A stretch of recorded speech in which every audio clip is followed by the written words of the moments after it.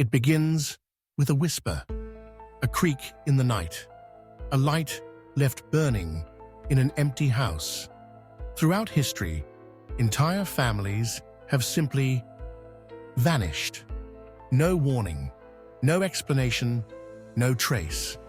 One moment they were sitting at the dinner table, tucking their children into bed, planning for tomorrow. And the next, gone, as if the earth itself had swallowed them whole. These stories are more than just tales of missing persons. They are fractures in reality, where ordinary life collides with the unexplainable. They grip us because they are not about one man or one woman disappearing into the shadows. They are about families, the core of safety, unity, and belonging ripped out of existence without a single answer. Consider the Sodder family, who vanished in a Christmas Eve fire, their bodies never found. Or the McStays, who left behind dinner on the table as if they had simply stepped outside for a moment, only to be discovered years later in shallow graves. Or the Dupont de Ligonnès family of France, buried beneath their own terrace, their father missing, suspected of orchestrating the horror. Each of these stories begins with the mundane: holiday traditions, family road trips, farm chores, ordinary dinners, and then tilts into the uncanny, where logic fails and speculation takes over. Were they victims of foul play? Did they stage their own disappearance? Or is there something more sinister, more incomprehensible, lurking behind the silence? Detectives, journalists, and armchair sleuths have wrestled with these questions for decades, but the truth remains elusive. The official investigations often raise more questions than they answer, and over time, myths and conspiracy theories seep in to fill the void. Mafia involvement, government cover-ups, shared psychosis, even whispers of the supernatural. And perhaps that's what makes these mysteries so haunting. Because when an entire family disappears, it isn't just a crime. It's an erasure of an entire world. Their routines, their laughter, their hopes for tomorrow, all gone, leaving behind nothing but shadows and speculation. Tonight, we step into the unsettling darkness of these vanishings. We will revisit 6 of the most disturbing and perplexing cases in modern history. Stories where the victims are not just individuals, but entire families. We'll follow the trail of evidence, the twists of the investigations, the false leads, and the chilling, unanswered questions that remain. And as we do, remember this: the families you are about to hear about were real. They ate breakfast together, shared inside jokes, worried about bills, dreamed about the future. They were ordinary until the extraordinary tore them away. So settle in, but don't get too comfortable. Because once you open the door to these unsolvable mysteries, you may find yourself wondering, if whole families can vanish into thin air, what else might be waiting in the dark? And so, we begin with a fire. Not just any fire, but one that erased half a family on Christmas Eve. A blaze that should have left behind ashes, bones, and sorrow, but instead gave birth to one of the strangest mysteries America has ever known. This is the story of the Sodder family, 5 children who vanished into the night, and a case that still burns with unanswered questions. Christmas Eve, 1945, Fayetteville, West Virginia. For the Sodder family, it should have been a night of joy. George and Jenny Sodder, Italian immigrants who had built a successful business and a home for their 10 children, had just finished celebrating. Stockings hung, the house warm with laughter, and promises of gifts in the morning. But before dawn, their home was reduced to ashes. Only 4 of the 10 children escaped with George and Jenny. The other 5, Morris, Martha, Louis, Jenny, and Betty, aged 5 to 14, were never seen again. The blaze, officials claimed, destroyed the house, and consumed the children's bodies. But the evidence told a different, more sinister story. In the days leading up to Christmas, the Sodders noticed unsettling signs. A stranger had come to the door, offering to sell insurance. When George refused, the man muttered darkly, "Your house will go up in smoke.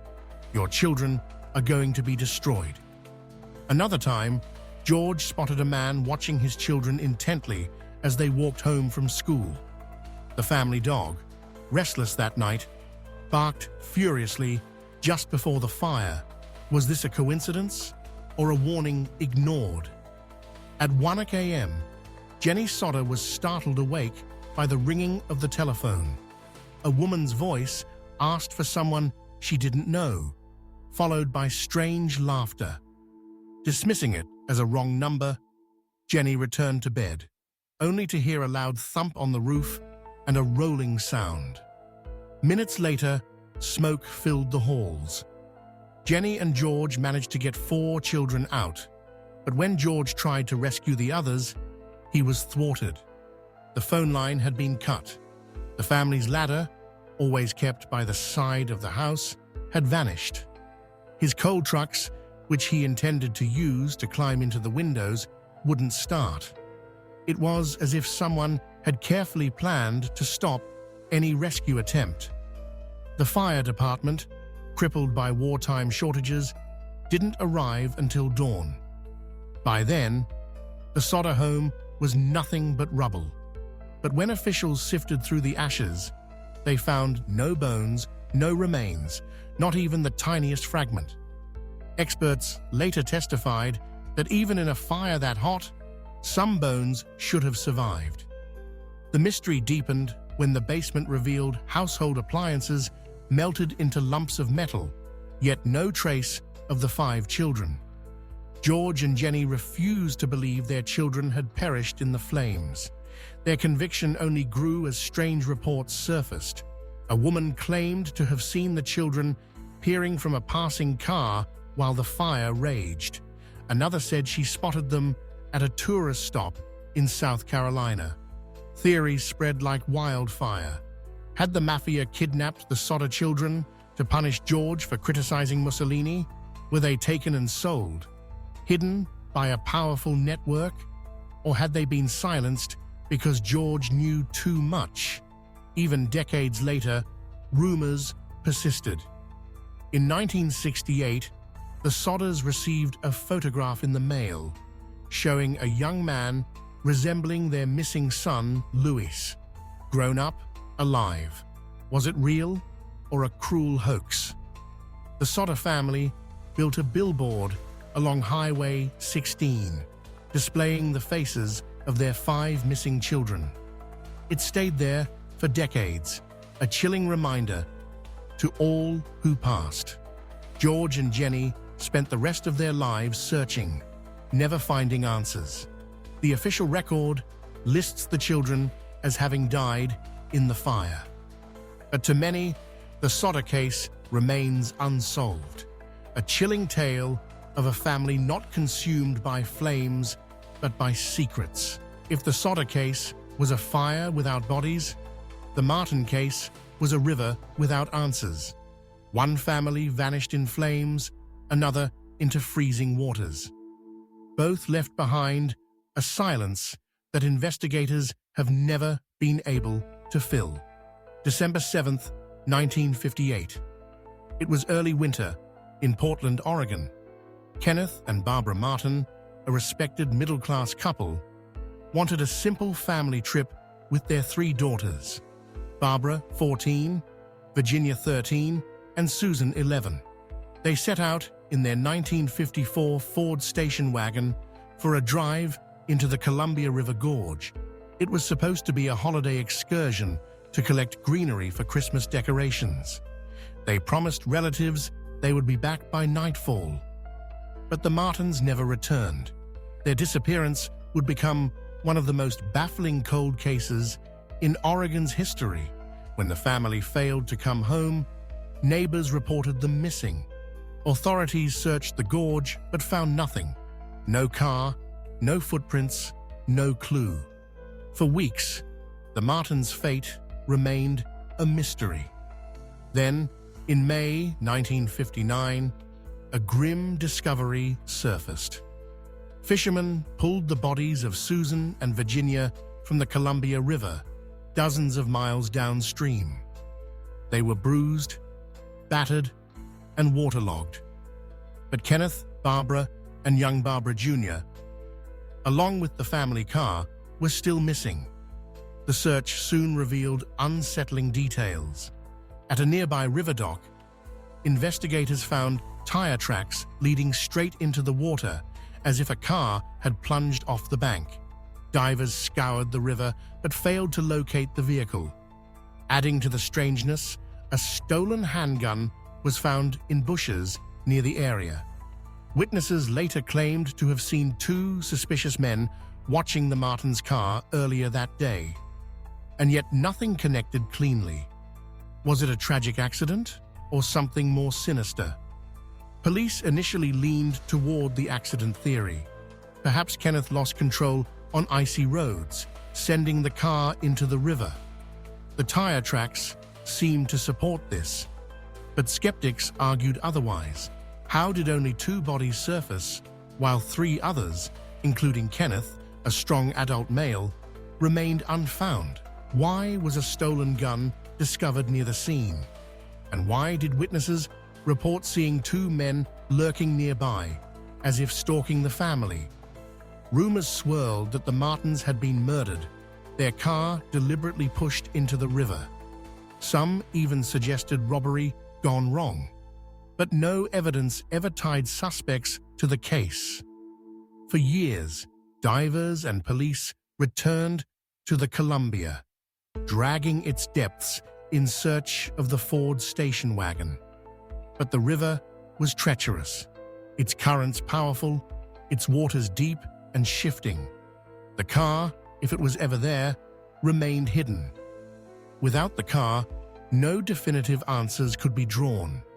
The case slowly grew cold, drifting into the realm of myth. Even today, the Martin disappearance haunts Oregon's history. Two daughters were buried, their lives cut short. The rest of the family remains missing, their fate locked in the currents of the Columbia. The file remains open, stamped with a word no family ever wants to hear: unsolved.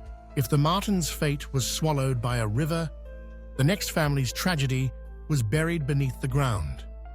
Decades later, in another part of the world, investigators in France unearthed a horror hidden not in water or fire, but beneath the very soil of a family's home. Nantes, France, April 2011. The Dupont de Ligonnès family seemed ordinary enough. Xavier, the father, Agnès, his wife, and their four children, Arthur, Thomas, Anne, and Benoit. They lived in an upscale suburban home, their lives outwardly comfortable. But beneath the surface, things were unraveling.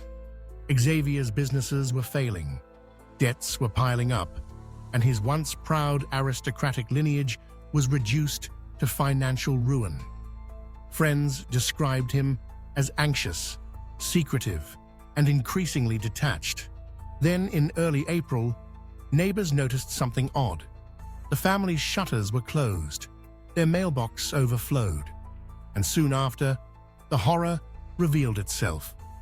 On April 21st, police investigating the house made a shocking discovery. Under the terrace, carefully wrapped in plastic and sheets, were the bodies of Agnès and the four children. Each had been executed with a rifle shot. There were religious icons laid carefully on each body, as if arranged in ritual. But Xavier, the father, was missing. The last confirmed sighting of Xavier came days earlier, when CCTV captured him calmly walking out of a budget hotel in southern France. He carried a large bag. He looked composed, not like a man on the run, after slaughtering his entire family. Police issued an international manhunt. Xavier was placed on Europe's most wanted list. But despite hundreds of tips and alleged sightings, he has never been found. To many, the conclusion seemed obvious. Xavier killed his family, buried them, and disappeared. But the unanswered questions keep the case alive. Why did he methodically murder his wife and children? Was it despair over financial ruin, or a twisted attempt at saving them from shame? Why did he leave religious objects on their bodies? And most chillingly, how has he evaded capture for more than a decade? Some believe Xavier fled abroad, starting a new life under a false identity. Others insist he committed suicide in the French wilderness, his remains never recovered. Yet each search ends in frustration. The Dupont de Ligonnès murders remain one of France's most infamous, unsolved cases. The house in Nantes, once a symbol of bourgeois comfort, is now forever marked by the weight of its secret. For the public, the question lingers: was Xavier a desperate father who snapped, or the orchestrator of a calculated massacre? Until he is found, alive or dead, the truth lies buried, just like the family he left behind. In France, a father vanished after burying his family beneath the earth. But across the ocean, in California, an entire family seemed to vanish into thin air, leaving behind a home that looked as if they had just stepped out for a moment. Dinner on the table, toys scattered, a life interrupted mid-sentence. Joseph and Summer McStay lived in Fallbrook, California, with their two young sons, Gianni, 4, and Joseph Jr., 3. To friends, they seemed like the picture of suburban happiness. Joseph ran a successful business importing decorative fountains, while Summer was a devoted mother, raising their children in a modest but comfortable home. They weren't rich, but they were content. Their lives revolved around family meals, playtime, and building a future. Nothing seemed unusual until February 2010. On February the 4th, relatives became alarmed when they couldn't reach the McStays. Days passed without contact. Joseph missed important business calls. Finally, the family's home was checked. What investigators found was deeply unsettling. The family's 2 dogs were left in the backyard without food or water. Dinner dishes sat unfinished on the table. There were no signs of forced entry, no struggle, nothing stolen. It was as though the McStays had simply stood up and walked away. The family's car was later discovered abandoned near the Mexican border, but there was no trace of the McStays themselves. At first, police speculated the family had fled voluntarily. Surveillance footage even appeared to show a family of 4 resembling the McStays crossing into Mexico on foot. Perhaps investigators thought they wanted to start a new life, but doubts quickly grew. Why would they abandon their home, business, and beloved dogs? Why leave behind thousands of dollars in bank accounts untouched? Friends insisted it was impossible. The McStays were devoted parents who would never endanger their children. For years, theories swirled. Had they been victims of a cartel, kidnapped, or had something darker happened closer to home? In November 2013, nearly 4 years after the disappearance, off-road motorcyclists in the Mojave Desert made a grim find. 2 shallow graves contained the skeletal remains of all 4 McStays. They had been brutally murdered, bludgeoned to death, including the 2 little boys. The desert silence finally answered one question: what happened to the family? But opened another: who could commit such an atrocity? Suspicion soon fell on Charles Chase Merritt, Joseph's business partner. Investigators discovered Merritt owed Joseph thousands of dollars and had a gambling addiction. Forensic evidence linked him to checks written from Joseph's account after the disappearance. In 2014, Merritt was arrested. After a long, grueling trial, he was convicted of murdering the entire family for financial gain. In 2020, he was sentenced to death. The McStay case gripped America because of its haunting contrast. A cheerful home, a young family full of promise, suddenly erased in the most brutal way. For friends and relatives, the grief is endless. For true crime followers, the story remains one of the starkest reminders that behind the walls of any ordinary home, unimaginable darkness can lurk. The McStays left behind not just questions, but a wound, a reminder that even the most ordinary lives can vanish overnight, consumed not by fire or water, but by human greed and betrayal. The McStay family's story ended in shallow graves beneath the desert sun.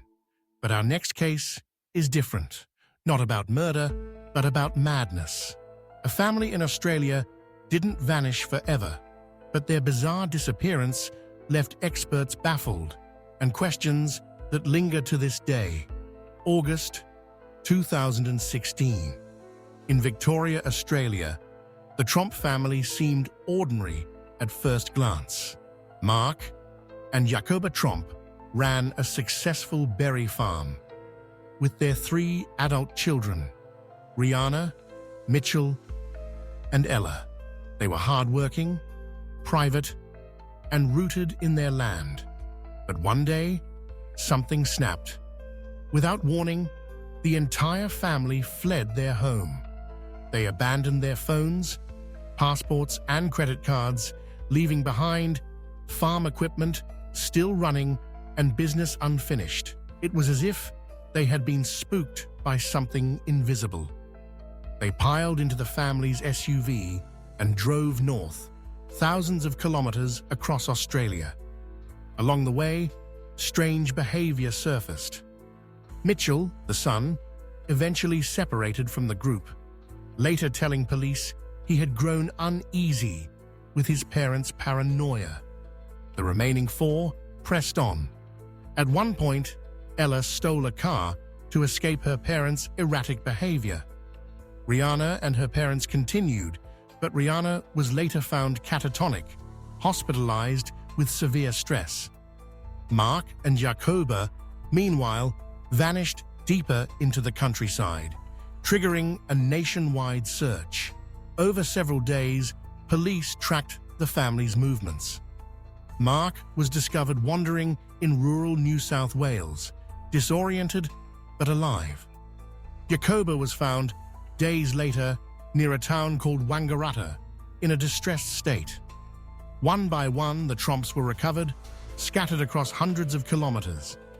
But none of them could explain what had happened or why they fled. Psychologists suggested the Tromps may have experienced folia famille, a rare shared psychosis in which paranoia spreads through a close-knit group. Perhaps stress from farm finances, isolation, or other pressures triggered the event. But locals whispered about something stranger. Why did they abandon all means of communication? Why drive thousands of kilometers without a plan? What exactly were they running from? No definitive explanation has ever been given. Unlike the Sodders, the Martins, or the McStays, the Tromps did not vanish forever. They were found alive, but their case remains just as unsettling because it suggests that the greatest mysteries are not always external. Sometimes, the mind itself can conjure terrors that destroy the very fabric of a family. To this day, the Tromp family avoids the public eye. Their berry farm continues quietly, but their week of madness has become one of Australia's strangest modern mysteries, proof that a family can disappear not into fire, water, or desert sands, but into the shadows of their own minds. The Tromp family's story showed how the mind itself can unravel and scatter loved ones across a continent. But decades earlier, in America, another group vanished, not a family by blood, but brothers in spirit. 5 young men, who stepped into the winter night and never came home. It was February 24, 1978. In Yuba City, California, 5 friends set out for a basketball game.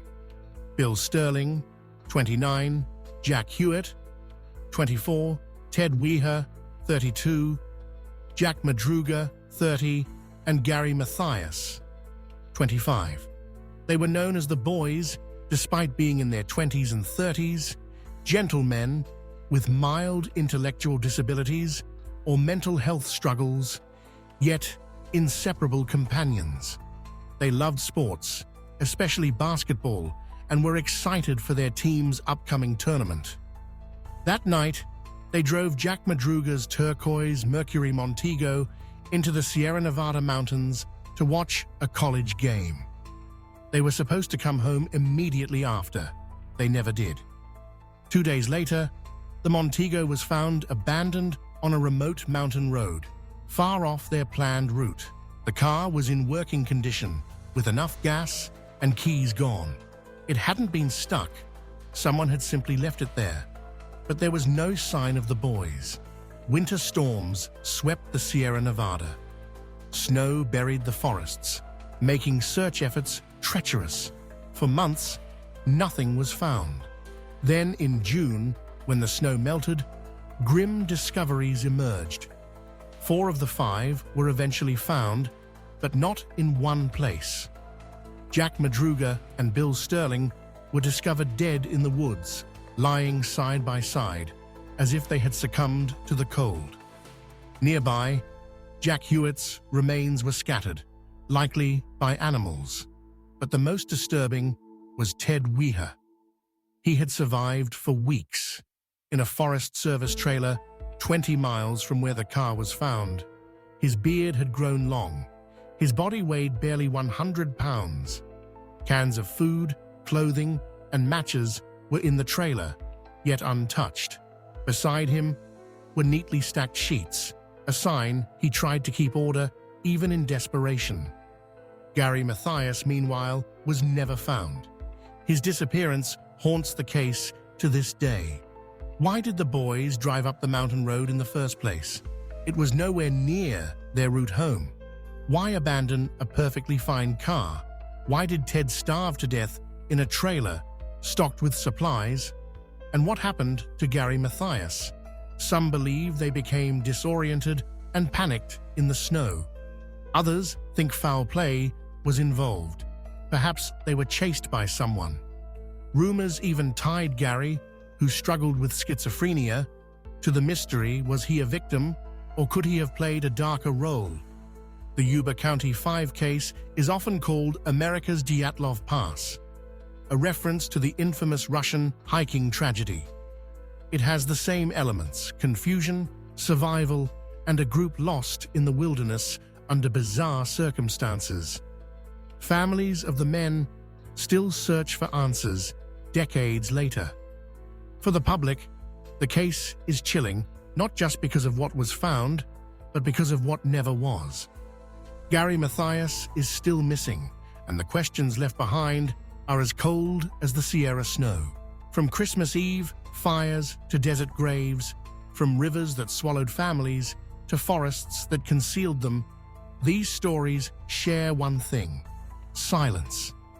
A silence that investigators, families, and even time itself have never been able to fill. When an individual disappears, it's haunting. But when entire families vanish, the effect is multiplied. It feels impossible, too large, too tragic, too cruel. And yet, across decades and continents, the pattern repeats.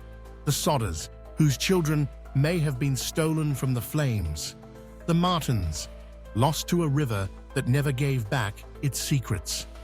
The Dupont de Ligonnès family, buried beneath their own terrace, their father gone into the wind. The McStays, brutally slain and hidden in shallow graves.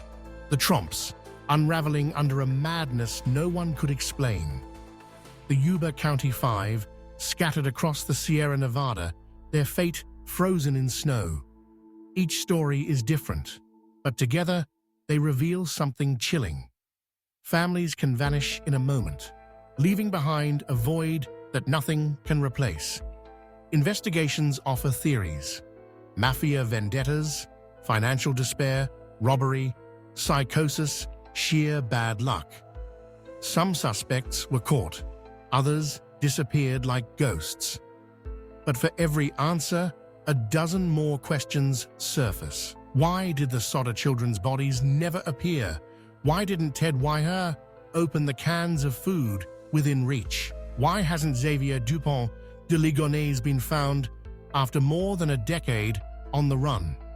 Why did the Tromps flee from nothing? The truth, if it exists, remains locked away by fire, by water, by earth, by silence. We return to these cases because they gnaw at our deepest fears. Not monsters from legends, but something more terrifying: the sudden erasure of the ordinary. A warm home, a family meal, a drive through the countryside, all turned into a doorway to oblivion. When we hear of entire families vanishing, we see the fragility of our own routines. We wonder, if it happened to them, could it happen to us? Tonight you've heard 6 stories of families who disappeared. Some found dead, some never found, some lost to madness. They remind us that the world holds shadows we cannot banish, mysteries that resist even the brightest searchlights. The question is not just where these families went, but why the answers remain hidden. Perhaps the truth is out there, waiting.